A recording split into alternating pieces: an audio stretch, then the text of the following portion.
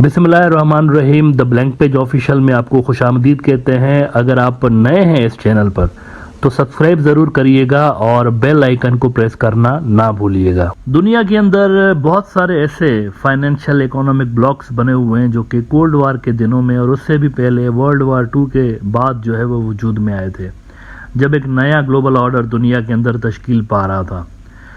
और इस वक्त बहुत सारे ऐसे अलाइंसेस भी हैं जिनके अंदर ऐसे ऐसे मुल्क शामिल हैं जो कि पहले बहुत बड़ी एक इकोनॉमिक पावर हुआ करते थे, लेकिन आज के दौर में वो इतनी बड़ी इकोनॉमिक पावर नहीं होने के बावजूद उन ब्लॉक्स के अंदर शामिल हैं। लेकिन अब जैसे चाइना उभर रहा है तो उन पुराने इकोनॉमिक ब्लॉक्स के जवाब में नए नए इकोनॉमिक ब्लॉक्स जो है वो इमर्ज हो रहे हैं। ब्रिक्स भी उनमें से एक है। और अगर मैं यूं कहूं कि नया जो दुनिया का G7 है वो ब्रिक्स है तो ये गलत नहीं होगा। अगर आप इस अलायंस को देखें तो दुनिया की आबादी का 41.5% ये वाला ब्लॉक जो है वो कवर करता है। यानी इसके अंदर जो मुल्क शामिल हैं इनकी अगर आप मिला के आबादी देख लें तो ग्लोबल पॉपुलेशन का 41.5% बनता है। तो आप समझ सकते हैं कि ये कितना मैसिव ब्लॉक है। इसी तरह दुनिया का जो लैंड सरफेस है उसका 26.7% ब्रिक्स के अंदर आता है। ब्रिक्स ममालिक उसके अंदर शामिल हैं। और दुनिया की जो GDP है उसका 32.5% ब्रिक्स जो है वो कवर कर रहा होता है। तो एक मैसिव ब्लॉक है और तेज़ी के साथ ये फैल रहा है और इन दिनों एक्सपांड होने की सोच रहे हैं ब्रिक्स वाले। तो इसकी डिमांड बहुत ज़्यादा है इस वक्त। इकोनॉमिक कोऑपरेशन के हवाले से अगर आप पूछें इस वक्त सबसे बड़े ब्लॉक्स कौन से हैं तो शायद नंबर 1 पे ब्रिक्स आता है। मुख्तलिफ जो ममालिक हैं वो ब्रिक्स के अंदर शामिल होने के लिए हाथ पांव मार रहे हैं।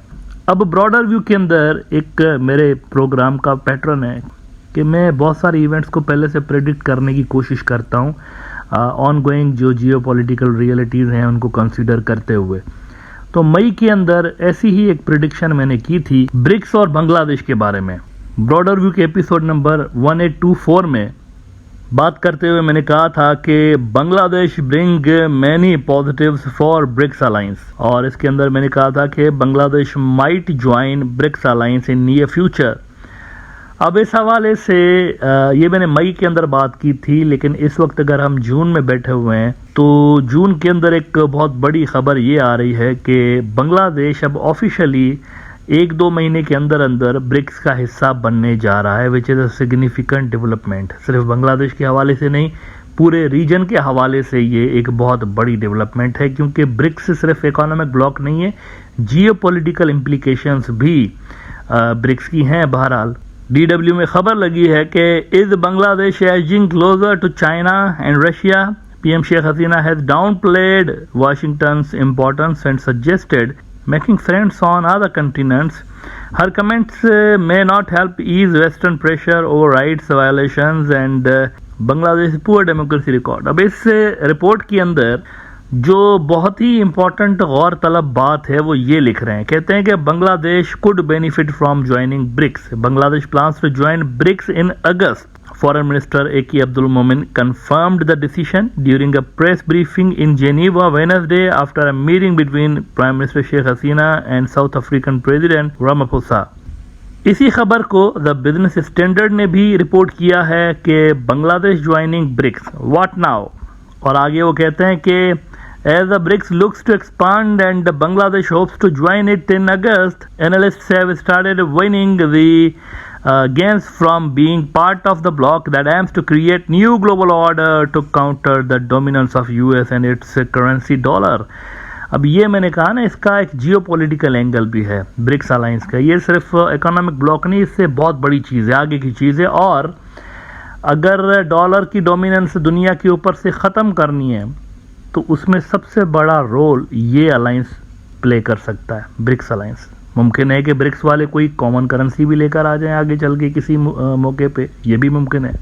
अब देखें, आप सोच रहे होंगे कि अगर इसके जियोपॉलिटिकल इम्प्लीकेशंस हैं तो क्या बांग्लादेश को ब्रिक्स के अंदर जाना चाहिए? मेरे ख्याल से बिल्कुल जाना चाहिए, क्योंकि ये एक इम्पॉर्टेंट उभरता हुआ फोरम है।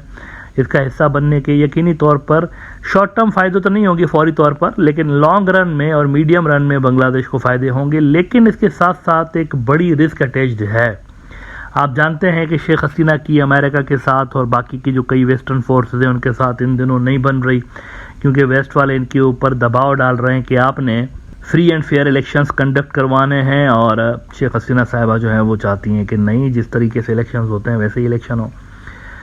تو اس کی پرائز کیا پے کر سکتا ہے بنگلہ دیش؟ اگر اس کے ٹائز امریکہ کے ساتھ خراب ہوتے چلے گئے تو کیا پرائز پے کر سکتا ہے؟ دیکھیں، بنگلہ دیش کی جتنی بھی ایکسپورٹ ہوتی ہے نا، اس کے اندر 8 ارب سے زیادہ، 8 ارب ڈالر سے زیادہ صرف امریکہ کو ہوتی ہے، ایک امریکہ کو، یعنی سب سے بڑا جو خریدار ہے بنگلہ دیشی پروڈکٹس کا وہ امریکہ ہے۔ تو اگر وہاں سے امپورٹ وہ کم کر دیتے ہیں تو یقینی طور پر اس کا اثر بنگلہ دیش کی اکانومی پہ پڑے گا۔ ڈالرز کا جو بنگلہ دیش کے سب سے بڑے 2 سورسز ہیں ڈالر ارن کرنے کے، ان میں سے ایک تو فارن ریمیٹنسز ہیں جو کہ اوورسیز بنگلہ دیشی سینڈ کر رہے ہوتے ہیں، دوسرا ایکسپورٹ ہی تو ہے، ایکسپورٹ کے ذریعے ہی تو بنگلہ دیش سب سے زیادہ ڈالرز کماتا ہے، اور وہی ڈالرز یوز کرتے ہوئے بنگلہ دیش کا پورا سسٹم چل رہا ہوتا ہے۔ امپورٹ ساری انہی ڈالرز کے ذریعے تو فائننس ہو رہی ہوتی ہے۔ تو امریکہ اگر خود بھی امپورٹ کم کر دے، اور اس کے جو ویسٹرن اتحادی، یورپ کے اندر بھی بنگلہ دیشی پروڈکٹس کی بہت بڑی مارکیٹ ہے، تو میں سمجھتا ہوں یہ اتنا آسان ڈیسیشن بھی نہیں ہے، ان کو اس طرح سے ڈچ کرنا ایک بڑا بولڈ ڈیسیشن ہے۔ اگر وہ امریکہ کو آنکھیں دکھاتے ہیں عوامی لیگ والے، تو فائنینشیل اس کے پرابلمز جو ہیں وہ بنگلہ دیش کے بڑھ سکتے ہیں اس حوالے سے۔ امریکہ خود بھی تو ایکشن نہیں لیتا نا، وہ اپنے اتحادیوں کو بھی ظاہر سی بات ہے جو ویسٹ کے اندر موجود ہیں، ان کو بھی یہی انکریج کرے گا اسی طرح سے کہ آپ بھی بنگلہ دیش کا الٹرنیٹ ڈھونڈیں، تو مارکیٹ جو بنگلہ دیش کی ہے وہ افیکٹ ہو سکتی ہے ان اس طرح کے ڈیسیشنز کی وجہ سے۔ فی الوقت اگر آپ دیکھتے ہیں تو بنگلہ دیش کی ایکسپورٹ جو ہے برکس ممالک میں کچھ زیادہ اتنی ہوتی نہیں ہے، امپورٹ ضرور کر رہا ہوتا ہے، چائنا سے خاص طور پر بنگلہ دیش بہت بڑی تعداد میں چیزیں امپورٹ کر رہا ہوتا ہے، لیکن ایکسپورٹ ڈیسٹینیشن جو ہے بنگلہ دیش کی، اس میں برکس ممالک اتنا بڑا رول پلے نہیں کرتے، ایکسپورٹ ان کی امریکہ اور یورپ کو ہی ہو رہی ہوتی ہے سب سے زیادہ۔ And on top of that یہ بھی یاد رکھیں کہ یہ جو امریکن کمپنیز ہیں وہ بھی بہت بڑی تعداد میں انویسٹمنٹ بنگلہ دیش کے اندر کر رہی ہوتی ہیں، تو ویسٹ سے پنگا لینے کے نتیجے میں یہ بھی مسئلہ کریٹ ہو سکتا ہے۔ تو میرے خیال سے یہاں پر بنگلہ دیشی ڈپلومیٹس کو بہت زیادہ کام کرنے کی ضرورت ہے۔ برکس میں جانا ایک اچھا ڈیسیشن ہے، لیکن اس کے ساتھ جو رسک اٹیچڈ ہے، اس رسک کو منیمائز کرنے کے لیے بنگلہ دیشی ڈپلومیٹس کو کام کرنا پڑے گا، اور کم از کم یہ ان کو انشور کرنا پڑے گا کہ ورکنگ ریلیشنز مینٹین رہیں، ایٹ لیسٹ پولیٹیکل ٹینشنز اپنی جگہ، لیکن اس کے ساتھ ساتھ working relations at least maintain رکھنا بڑا ضروری ہے، ورنہ کاسٹ ورسز بینیفٹ انالائسس اگر کریں آپ تو برکس کے اندر شمولیت جو ہے وہ کاسٹلی ڈیسیشن بھی ہو سکتا ہے اگر امریکہ کو مینیج نہ کیا گیا تو۔